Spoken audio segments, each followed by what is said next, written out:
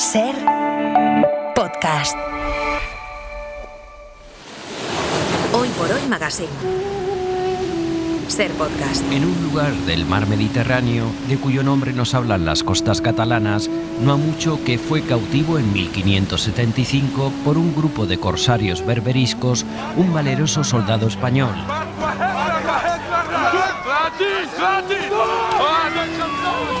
De rostro aguileño, cabello castaño, frente lisa y desembarazada, y que inútil de la mano izquierda por gloriosa batalla en Lepanto, acabaría, tan próximo a las armas como a las letras, escribiendo las hazañas de un caballero andante de nombre Don Quijote de la Mancha. Los molinos, los de la Mancha, calados en blanco resplandeciente, con sus aspas, crujiendo el viento,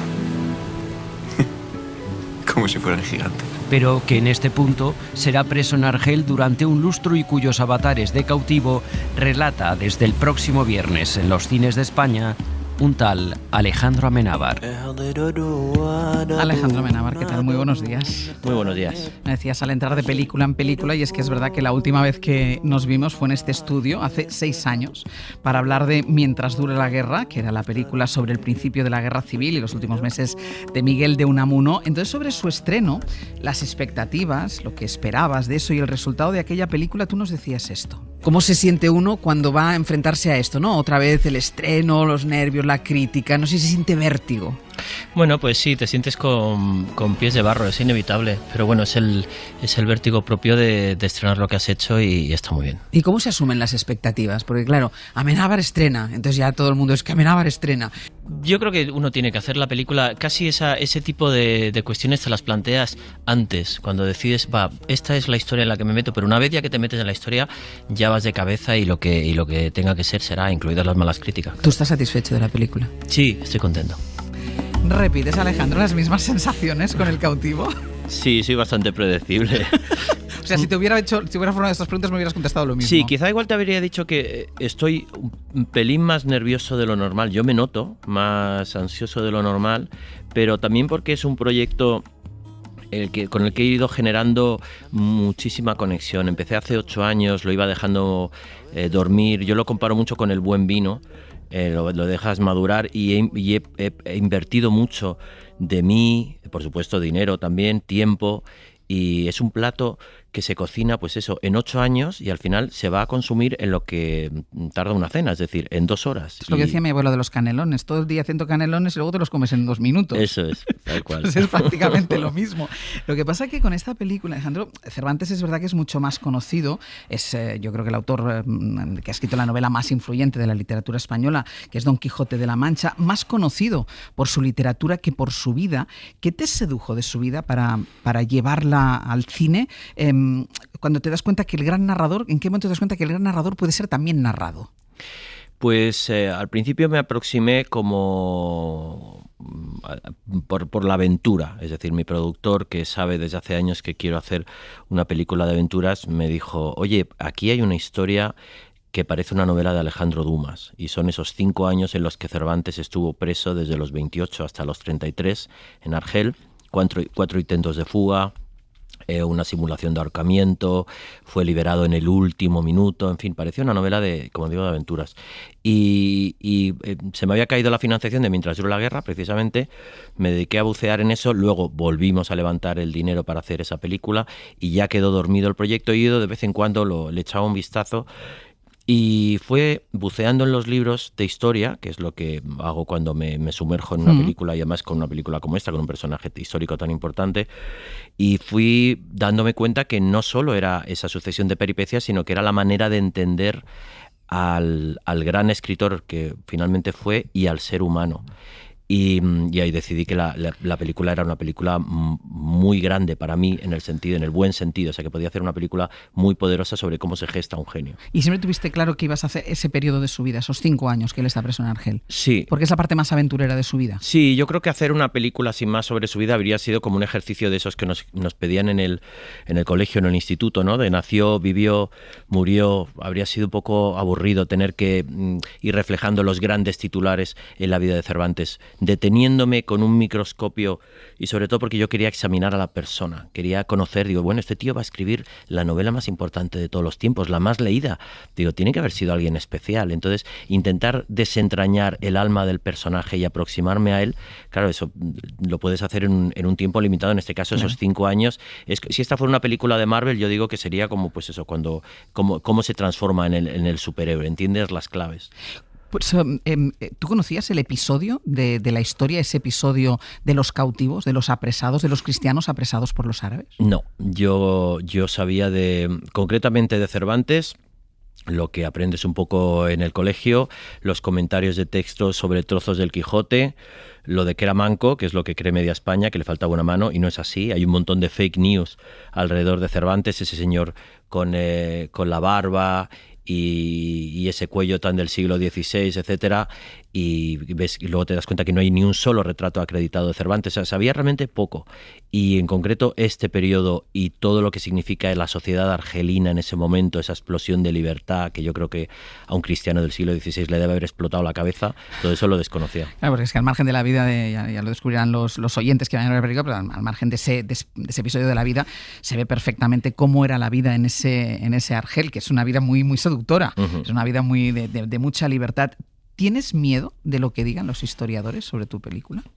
No, siempre digo que las películas hay que hacerlas con sentido de la responsabilidad, con sentido común y luego con la locura propia de la creatividad y sin miedo. Los historiadores, y nosotros en esta película hemos estado asesorados por un historiador en el que él y yo estamos en permanente contacto. Él va a sacar justo un libro a la vez que la película sobre la intimidad sexual de Cervantes, sobre la sexualidad de Cervantes, y bueno, él contrapone teorías que están planteadas en la película. Y yo creo que un estudioso o una estudiosa, María Antonia Garcés ha sido una referencia que yo también he tenido a la hora de preparar esta película, están en todo su derecho y en su deber, desde su atalaya del rigor, señalar en un libro qué es lo que está probado o demostrado, qué es lo probable, qué es lo improbable y por qué no lo imposible. Y yo creo que en esta película en ningún momento nos movemos en el terreno de lo imposible. No quería hacer una película de ciencia ficción sobre Cervantes, quería hacer una película muy verosímil y muy plausible. ¿Y te ha costado este proceso, no tanto del rodaje, sino el proceso de investigar, de plantear, de escribir un guión y decir un momento ya lo he creado, ya es esto? ¿Te ha costado mucho? Bueno, el clic, si lo planteamos desde hace años, serían nada menos que 8, pero por eso me gusta compararlo con el vino, porque realmente hay un momento en que se produce el clic, que yo le llamo el clic, que es cuando ya no puedes dejar de escribir. Y ya te sientes, eso lo describe muy bien precisamente Cervantes cuando estaba escribiendo El Quijote, cómo se dejaba llevar, es la euforia que no te permite casi dormir, porque te levantas por la mañana y lo primero que quieres hacer es escribir, y cuando llega la noche quieres seguir escribiendo. Y eso a mí me ha pasado en este guión. Entonces en ese momento es muy buena señal, porque es señal de que vas en buen camino, de que la historia que tienes que contar puede realmente interesar a la gente. Lo decías tú hace un ratito, es muy curioso porque en realidad no existe ningún retrato de Miguel de Cervantes. Nosotros tenemos esa imagen de ese cuello, como tú decías, de esa barba. De hecho, la imagen más famosa atribuida a él, pintada por Juan de Jáuregui, está basada en la descripción que Cervantes hizo de sí mismo en la introducción de sus novelas ejemplares, y a partir de ahí tu imagen de Cervantes es esta. Estando mi cara hacia el cielo, un poco cerrados los ojos por mejor gustar el sabroso licor, sintió el ciego que ahora podía vengarse. Es la imagen de Cervantes que nos ofrece el actor Julio Peña. ¿Fue complicado visualizar en alguien concreto la imagen que tú tenías de Cervantes? ¿Cómo llegas a este actor? Es el gran reto. Cuando la gente leía el guión, lo primero que decía, bueno, ¿y quién va a ser Cervantes? Porque claro, necesitas a alguien joven. De hecho, Julio Peña es más joven aún que el personaje que interpreta, tuvimos que caracterizarlo. Necesitas a alguien que indudablemente ha debido ser muy inteligente, muy seductor, con mucha luz, alguien capaz de arrastrar a sus compañeros. En su último intento de fuga fueron hasta 60, pues tenía que ser un líder, pero también quería crear a alguien frágil y a alguien humano. Y yo creo que Julio lo entendió muy bien, aceptó el reto tremendo de estar trabajando con gente del calibre de Miguel Reyán, Fernando Tejero, José Manuel Poga. Le rodeas muy bien rodeado. Gente con muchas tablas. Y él llegó, me acuerdo, de la primera lectura de guión con todos, con una sonrisa de oreja a oreja. Dije yo, ahí está mi Cervantes. Y sobre todo, hay un momento en que, porque llegamos incluso quiero decir, decidí volver a abrir el proceso de casting en algún momento porque no terminaba de convencerme de que él lo fuera a lograr. Y hubo un momento que él me dijo, dice, estamos sufriendo porque tenemos la losa, sentimos la losa de la estatua, y este señor era un señor que comía, bebía, reía y sin lugar a dudas meaba y por supuesto follaba. Entonces vamos a interpretar a un ser humano, y en el momento que nos quitamos la losa del icono y el miedo precisamente al icono, fue cuando su interpretación empezó a crecer. ¿Barajaste muchos actores en este casting que decías? Sí, barajamos. O sea, no fue directamente... No, ni muchísimo menos. Así como, por ejemplo, ya te digo, Miguel Reyán, hacía muchísimos años que quería trabajar con él y le llamé directamente y le dije, quiero que hagas este personaje, por favor. En el caso de Julio sí hicimos un casting exhaustivo, y me atrevo a decir que es de las decisiones, junto con la de Belén Rueda en Mar Adentro, sí, que también fue una decisión discutida en mi entorno, porque en ese momento era una estrella televisiva, parecía que el mundo de la televisión manchaba. Que no nos la mundo. Creeríamos. Y la defendí a muerte, como en este caso también defendí a Julio Peña, y creo que es de las decisiones de casting más acertadas de mi carrera. Es una película de aventuras, de género carcelario, pero yo creo que también, y tú me dices ahora, yo creo que también es una película que hace una profunda reflexión sobre la libertad o sobre la falta de libertad, no solo física, sino también intelectual. Sí, eso me lo dijo un psicólogo hace años, justo cuando empezaba a darle vueltas a este proyecto, y yo nunca había ido al psicólogo, un psicoanalista, y me dijo, tú buscas la libertad. Me dice, esa es tu carrera, tu vida va en esa dirección, tú siempre buscas la libertad. Yo nunca me lo había planteado así, pero creo que ese concepto está ya desde Los Otros, la película de Los Otros, pasando por supuesto por Mar Adentro, la película sobre Ramón Sampedro, sí, libertad física, libertad intelectual, y ahí tenemos a Miguel de Unamuno o a Hipatia en Ágora, y la libertad en en sus capas, como puede ser en este caso El cautivo, que busca la física, la intelectual y también la sexual. Y hay otra parte de la película que no sé si te has inspirado en el momento actual, pero se ve perfectamente, que es la intolerancia entre religiones. Sí. Esto casi podemos conectar las dos épocas. Sí, bueno, es que está presente desde que existe la humanidad, yo creo, y tiene que ver con el dogma. Yo de niño estudié en un colegio religioso, al cual le debo mucho, obviamente, pero recuerdo que desde muy niño empecé a cuestionarme los dogmas, porque no entraban ni en mi concepto no solo racional, sino moral. Había cosas, ese Dios vengativo y sectario de Israel en el Antiguo Testamento, episodios de los evangelios de Jesús. Bueno, había cosas que chocaban con mi cabeza, y yo creo que eso está también presente en mis películas, pero por supuesto lo estamos viviendo todavía a día de hoy en nuestras sociedades, y yo reivindico la mezcla y la diversidad primero porque ha pasado, se ve en esta película, en la sociedad argelina en ese momento, se ve si tú vas a los Reales Alcázares, ahí rodamos el final de la película, donde en una pared ves cómo conviven la cultura musulmana, la cristiana y la judía. O sea, creo que todo está en el nivel de tolerancia que consigamos insuflar a nuestra sociedad para convivir, pues eso, nada menos que unas religiones con otras. De hecho, hay una frase que dice uno de los actores, uno de los personajes, que es esa de cuando están criticando cómo actúan los árabes, cómo actúan los moros, que él dice, ¿y nosotros? ¿Qué es lo que estamos haciendo nosotros? Bueno, sí, me gusta verlo desde la relatividad. Claro. Muy curiosamente, en ese Argel, que ya digo, era un sitio muy singular en ese momento, porque era una mezcla. Al poderse convertir los cautivos al Islam, podían acceder a todos los estratos de la sociedad. De hecho, Hassan Bajá, que es el personaje que aparece en la película, que era originalmente veneciano, él llega a ser el gobernador de Argel. Eso no se daba en el mundo cristiano, donde se hablaba de cristiano viejo, limpieza de sangre, todo este fenómeno de la limpieza étnica ya se estaba dando en aquella época, y en cambio en Argel no se daba. Sin embargo, si ahora lo miras 4 siglos después, en Argel en Argelia sería impensable en las escenas que estamos planteando en la película, y sin embargo aquí en España, en el Orgullo Gay... Sería más habituales, son más habituales. Sabemos que de la cárcel de Argel intentó huir hasta en 4 ocasiones, todas fallidas, no lo consiguió. Resulta extraño que no pagara con su muerte estos intentos de escapada, y en este sentido la película explica que Miguel de Cervantes era un gran, bueno, y se ve perfectamente, era un gran narrador, era un gran contador de historias entre sus compañeros, pero también entre sus captores. Así pues, comprad lo que nunca nadie debió quitaros. ¿Cómo sigue, Miguel? Continúa. Otro día el resto. ¡Vuelve a contarlo entonces! Señores. Llevo una semana contándoles la misma historia. Debería cobrarles. Claro, una parte se explica porque era un gran narrador que seducía absolutamente tanto a sus compañeros de cautiverio como a sus captores, y por otra parte mantenía una relación muy especial con ese personaje que tú has mencionado, con Hassan Bajá, que era su captor. Las dos cosas explicarían el por qué nunca se lo cargaron, a pesar de los intentos de fuga.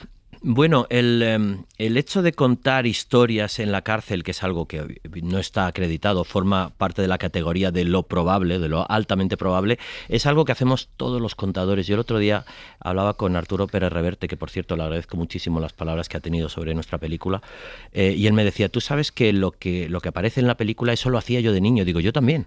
O sea, lo de juntar a gente en clase en la hora del recreo, a gente de clase a la hora del recreo, y contarles historias, forma parte de la naturaleza de cualquier narrador. Entonces yo quería contar eso, quería hacer un homenaje al poder de las historias, en este caso para escapar mentalmente al menos del horror de la prisión. Y en el caso de Hassan Bajá, sabemos que era una persona muy culta, sabemos que tuvo encuentros con Miguel de Cervantes, y ahí me pareció muy interesante explorar la posibilidad, bueno, de las 1001 noches y jugar a que Cervantes está desarrollando ese cuento, que es un cuento real, que pues, quiero decir, un cuento que forma parte del Quijote y que pude muy bien haberlo ideado antes. Dije, bueno, ¿por qué no este cuento? Él lo ideó durante su cautiverio, y es la manera que a él le salva la vida. Sí. De hecho, que es un gran narrador y un gran contador de historias, esto pues después quedó más que certificado con lo que escribió, pero que pudo tener relaciones homosexuales no queda probado o que pudiera tenerlas. No sabemos si fue por convencimiento o fue para salvar la vida. ¿Asumes que viendo la película muchos piensen que tu historia planea esa relación como otra forma de libertad, en este caso la libertad sexual? Lo curioso es que yo creo que la gente va a completar la película a su manera. La película plantea una cosa que efectivamente no está demostrada, pero de nuevo figura en la categoría de posible o probable. Y sobre si eso fue una relación correspondida o consentida, o si eso fue una relación tóxica en la que Cervantes está intentando salvar el pellejo, es algo que completa el espectador. Luego hay Por eso has querido ser especialmente ambiguo en el planteamiento. Bueno, yo intenté ser bastante contundente. Recuerdo que hubo momentos en que le dije a Julio Peña, esto solo lo sabes tú. Cuando estábamos preparando el personaje le decía, esto solo lo sabes tú, lo que pudo pasar entre tú y tu profesor López de Hoyos, solo lo sabes tú, te lo guardas para ti. Entonces me parece interesante que sea el público el que complete el círculo. Pero también porque lo veo cierto revuelo entre la prensa por este planteamiento, y me gustaría indicar que primero yo no me lo he sacado de la manga. Ni por el hecho mismo de ser gay. No, llevo 30 años en esta profesión y no me he sentido llamado a hacer una historia activista sobre el movimiento LGTBI, y por esa misma razón me siento llamado a no esconder este tema que me encontraba una y otra vez en los libros de historia. Y digo, esto es un planteamiento muy interesante para entender lo que está pasando en el personaje, y decidí no aparcarlo porque me habría parecido cobarde por mi parte. Pero aunque lo hubiera llevado a las últimas consecuencias y yo contara en la película que Cervantes es homosexual, la homosexualidad no se ha inventado ahora. La homosexualidad forma parte de la naturaleza y está en la sociedad desde hace siglos. Tú lo enseñas, formaba parte de ese Argel que sale en la película. Claro, entonces digo, ¿dónde está el problema? ¿Dónde está el problema? O sea, seguimos teniendo el problema ahora como lo tenían en el siglo XVI, porque Cervantes tuvo que encargar un informe para librarse de culpa, la famosa información de Argel, porque evidentemente podría haber sido condenado por aquello, pero en el siglo XXI en España tenemos que estar hablando de esto como si fuera un escándalo. El cautivo Alejandro Amenábar, muchísimas gracias por haber estado con nosotros. ¿Hasta dentro de 6 años? Espero que un poquito menos. Sí, por si no Igual lo estaré yo. Muchísimas gracias. Hasta luego. Para no perderte ningún episodio, síguenos en la aplicación o la web de la SER, Podium Podcast o tu plataforma de audio favorita.